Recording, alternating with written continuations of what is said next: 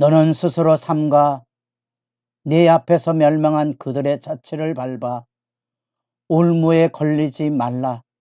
또 그들의 신을 탐구하여 이르기를 이 민족들은 그 신들을 어떻게 섬겼는고 나도 그와 같이 하겠다 하지 말라.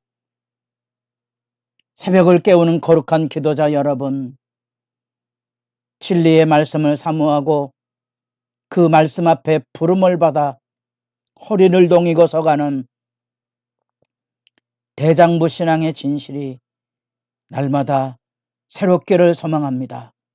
오늘 우리가 읽어갈 하나님의 말씀은 신명기 12장 20절에서 32절까지의 말씀으로서 우리는 보다 더 구체적인 우리가 지켜야 될 율법의 내용들을 읽어가고 있고, 이 여러 가지 중요한 주제들이 자세하게 설명이 되는 그 말씀을 맺은 다음에 지키면 복을 받고 지키지 않으면 화가 있으리로다.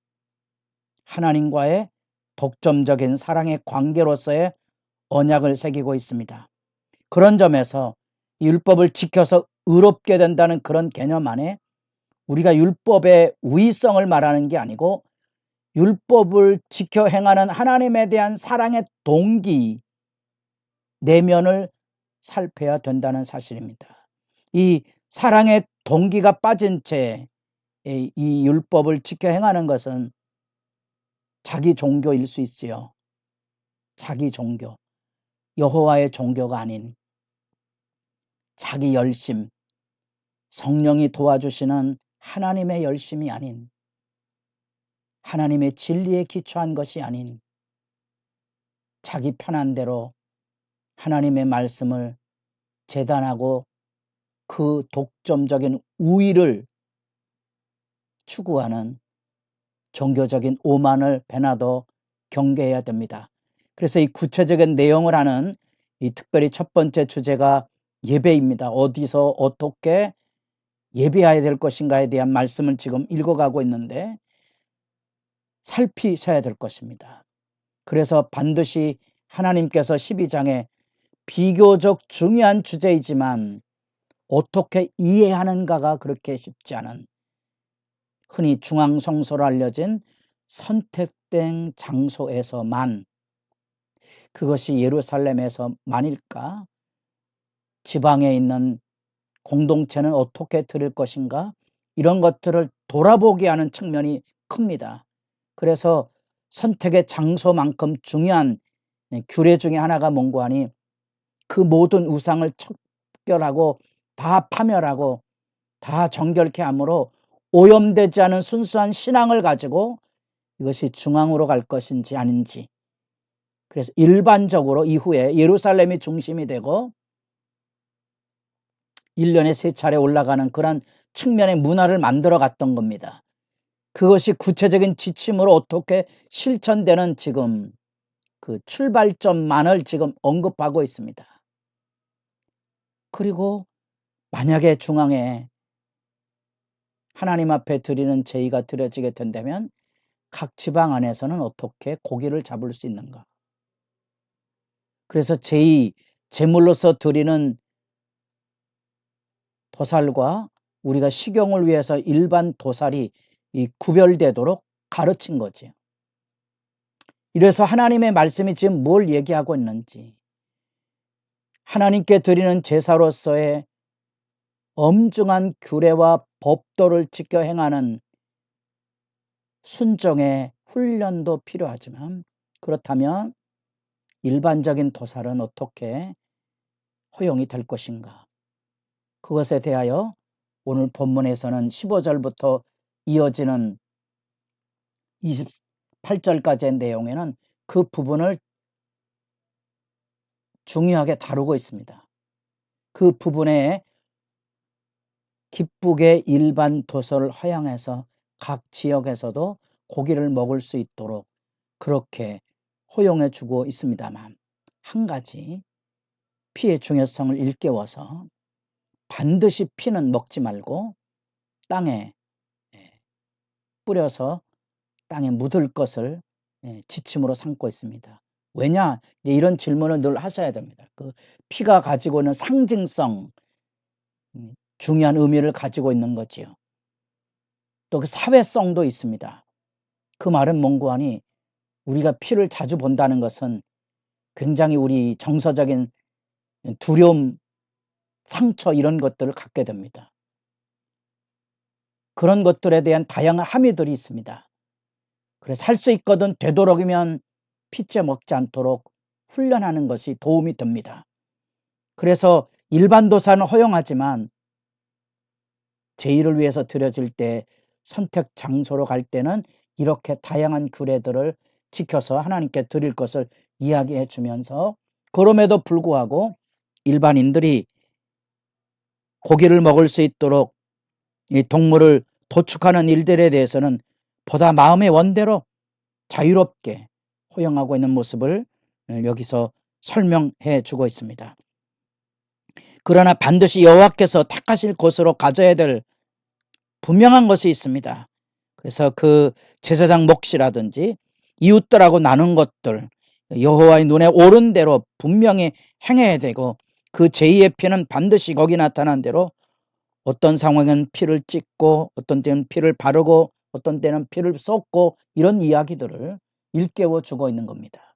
그리고 이제 중요한 핵심 29절부터 32절까지 그 땅에서 이루어지는 다른 신에 대한 유혹을 일깨워 주고 있습니다. 그래서 약속의 땅에 들어갈 때 진공청소기처럼 인종학살하는 그런 개념이 아니고 하나님의 심판을 선포하고 때로는 진멸하되 사람을 다 죽이기도 하지만 때로는 아무런 물건도 취하지 못하게 하지만 어떤 경우에는 평화를 선포하고 더불어 거주하도록 그렇게 유연한 규례가 주어지기도 하고 전리품을 챙기기도 하고 그런 다양한 상황을 하나씩 하나님의 명령을 따라 훈련하고 순종하는 여정을 지금 하나님께서 내다보고 있는 겁니다. 그 중에서 가장 중요한 거 그 시대의 문화 애굽에서 금송아지 사건을 통하여 그들의 몸에 배어 있었던 그런 애굽의 우상 숭배의 풍토와 문화 그 가나안 땅에 들어가면 가나안 사람들이 섬기던 모든 자연 만물에 배어 있는 우상 숭배의 그러한 문화와 행태들에 대한 답습과 그 오염에 대하여 단호한 척결을 지금 이야기해 주고 있는 거죠. 이것은 우리 문화 안에 깊게 배어 있는 주술, 그 다음에 유교적, 불교적 문화들이 우리들 안에 문화 안에 살아있죠. 우리가 드리고 있는 가장 우리 생활 속에 밀접한 관원상제 속에 대부분 다 유교적인 제의풍토가 그저 기독교적 예식으로 교체가 된 상태지 완전히 기독교적인 의미를 담아내는 기독교인의 관원상제를 이런 문화를 만들지 못한 미진함에 있다는 것도 한 번쯤 살피실 필요가 있습니다.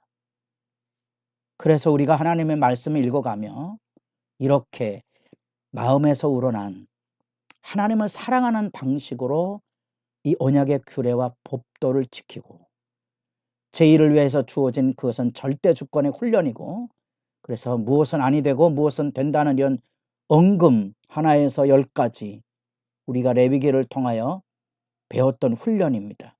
머리부터 발끝까지 하나님의 말씀 앞에 순종하는 그런 훈련과 더불어 자유로 행하는 영역들은 섣부르게 금기를 가지고 비난하거나 손가락질하는 종교적인 우월성을 갖지 말고 허용되는 부분은 기쁘게 허용해서 일반 도살을 할 수 있는 그것은 마음에 원하는 대로 얼마든지 자유를 허용해 주는 거지요. 우리가 이 신앙의 율례를 지킬 때 오늘날에도 무엇은 하지 말아야 될 것과 허용되는 이런 부분들을 지혜를 가지고 분별하는 모습들이 참 필요합니다. 그 중에 허용이 된다 할지라도 그 말씀의 근거가 무엇인가를 자꾸 살펴서 그 핵심은 생명을 존중하는 피에 대한 얘기가 있습니다. 오늘날에 이런 것들은 이제 우리가 한 번쯤 그게 금지 사항인가? 피채 먹지 말라는 것이 금기 사항인가 아니면 허용 사항인가 이런 논의를 우리 현실의 교회 안에서 우리 문화 안에서 살펴가실 필요가 있다는 사실입니다. 그것이 여러분의 기도의 지혜이고 세상을 살아가는 믿음의 성숙하고 관계가 있습니다. 그래서 제사를 드리는 그 대상, 장소, 그런 지침, 엄명한 규례가 있습니다. 왜냐하면 30절에 멸망한 그들의 자체를 밟아 올무에 걸리지 말라. 삐뚤어진 종교 행태가 금송아지 사건 속에서 불거져 나왔던 것처럼 경각심을 갖지 않으면 우리가 그곳에 덫이 돼서 끌려 들어갈 수밖에 없다는 사실과 오늘날에도 여전한 주술문화, 무속신앙, 유교 잔재들 속에 우리가 여전히 기독교적인 양식의 자유와 절대 주권에 대한 확신을 갖지 못한 채 끌려다니고는 미진한 부분들을 생각하고 여러분이 기도하시고 이야기를 나눠보심으로써 겉옷을 벗어버리는 것처럼 옛사람을 벗어버리고 새로운 문화를 세워가는 일에 깨어있을 필요가 있습니다. 베나더 죽음에 대한 공포를 가지고 있는 우리 시대의 장래 문화, 하늘의 기쁨을 가지고 주님의 나라를 영광으로 소망하고 나아가는 그 측면을 생각해 보면 이런 부분이 우리에게 소중한 기도와 지혜의 영역으로 열려져 가게 될 것입니다. 여러분의 기도가 말씀 앞에 보다 더 진지해질 수 있기를 바랍니다.